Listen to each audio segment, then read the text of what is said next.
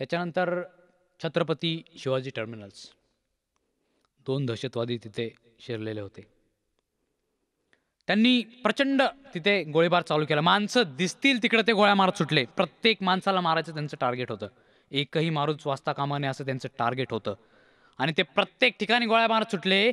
आणि तुम्ही एक गोष्ट लक्षात घेतली पाहिजे की आपले पोलीस यांनी एका क्षणाचाही विलंब न करता लगेच उलट गोळीबाराला सुरुवात केलेली आहे. मित्रांनो, पोलिसांनी कुठल्या वरच्या ऑर्डरची वाट नाही बघितली की गोळीबार करू का नको. त्यांनी लगेच परिस्थिती ओळखून लगेच तिथल्या तिथं ताबडतोब गोळीबार करायला सुरुवात केलेली आहे. लक्षात घ्या. तुम्ही म्हणाल की काय परिस्थिती आहे.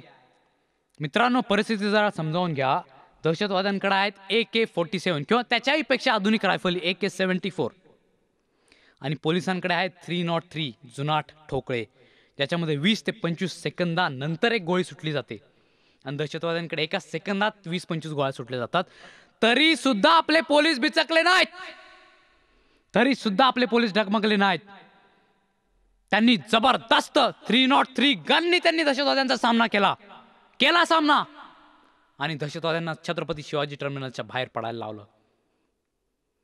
आता टेलिव्हिजनमध्ये ते फुटेज दाखवतात की दहशतवादी समोरून हल्ला करतायत. छत्रपती शिवाजी टर्मिनल्सवर पोलीस इकडून त्यांना प्रतिकार करतायत. ते फुटेज मित्रांनो तुम्ही जरा केअरफुली बघितलं तर तुम्हाला एक गोष्ट त्याच्यामध्ये लक्षात येईल की दहशतवादी समोरून हल्ला करतायत, पोलीस इकडं आहेत, इकडून पोलीस कॉरिडॉर मधून प्रतिकार करतायत. इकडं आहे एक पोलीस थांबलेला, त्याच्याकडे गन नाहीये मित्रांनो, त्याच्याकडे गन नाही. असा पोलीस इथं थांबलेला आहे. समोरून दहशतवाद्यांचा अंधाधुंद फायरिंग चालू आहे.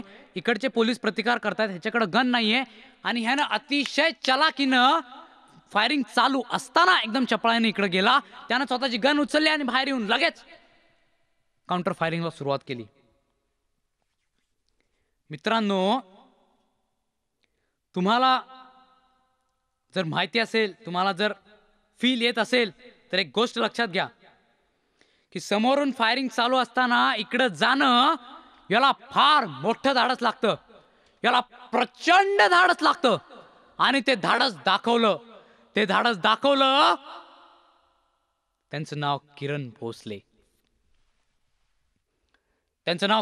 भोसले.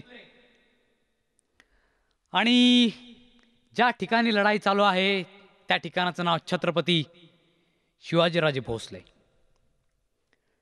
अरे, भोसल्यांचा पराक्रम पुन्हा गाजवलास मर्दा. जिंकलास. भोसल्यांचा पराक्रम पुन्हा गाजवलास. ह्याला म्हणतात भोसले. आडनावाला जागलास मित्रा. आता त्याच्यानंतर ते 2 जे दहशतवादी होते ते छत्रपती शिवाजी टर्मिनल्स मधून बाहेर पडले आणि बाहेर पडल्यानंतर ते कामा हॉस्पिटलकडे गेले आणि कामा हॉस्पिटलमध्ये त्यांनी गोळीबार केला. आता कामा हॉस्पिटलमध्ये गोळीबार केला याची खबर पोलिसांना मिळाली. पोलिसांना मिळाल्यानंतर करकरे साहेब, कामटे साहेब, साळसकर साहेब एका जीपमध्ये बसले. लाल दिव्याची गाडी, दिवा चालू केला आणि ते कामा हॉस्पिटलकडे दहशतवाद्यांचा मुकाबला करण्यासाठी निघाले, सज्ज होऊन निघाले. तोपर्यंत दहशतवादी कामा हॉस्पिटलमध्ये गोळीबार करून बाहेर आलेले होते. मित्रांनो, त्यांना ही लाल दिव्याची सायरन वाजणारी गाडी दिसली.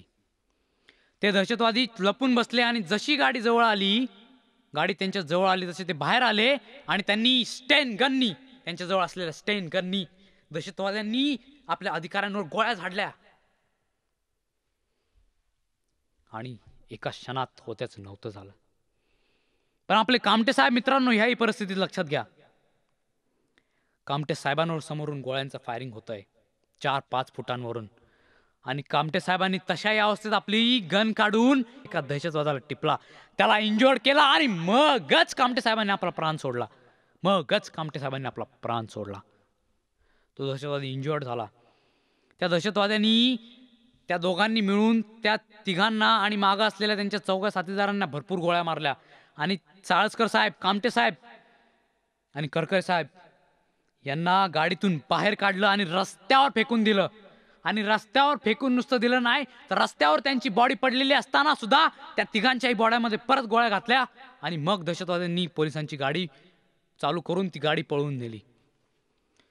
आता त्याच्यामध्ये होते आपले अरुण जाधव. त्यांनाही गोळ्या लागलेल्या होत्या. त्यांच्या दोन्ही हातामध्ये गोळ्या घुसल्या होत्या, दोन्ही हातामध्ये. तरीही अशाही अवस्थेत त्यांनी आपली जिद्द सोडली नाही. त्यांनी आपला मनोबल खचू दिलं नाही. दहशतवादी पोलिसांची व्हॅन घेऊन पळत होते. विधान भवनाची इथं आल्यावर त्यांना समोर पोलिसांचा पहारा दिसला तर त्यांनी लगेच दहशतवाद्यांनी गाडी जागच्या जागी फिरवली आणि तिथेच त्यांचा गाडीचा टायर फुटला. तिथेच त्यांच्या गाडीचा टायर फुटला आणि टायर फुटल्यावर त्यांनी गाडीतून बाहेर आले आणि समोर येणारी स्कोडा त्यांनी अडवली. समोर येणारी स्कोडा अडवली आणि स्कोडामध्ये बसले आणि गिरगाव चौपाटीकडे गेले. आता आपले अरुण जाधव यांनी स्टेन गन त्यांच्याकडे होती, पण त्यांना स्टेन गन चालवता आले नाही कारण त्यांचे दोन्ही हात जायबंदी होते. पण जायबंदी असताना सुद्धा त्यांनी वायरलेस मधून मेसेज पाठवला की दहशतवादी स्कोडा गाडीत बसलेत आणि ते गिरगाव चौपाटीकडे येत आहेत.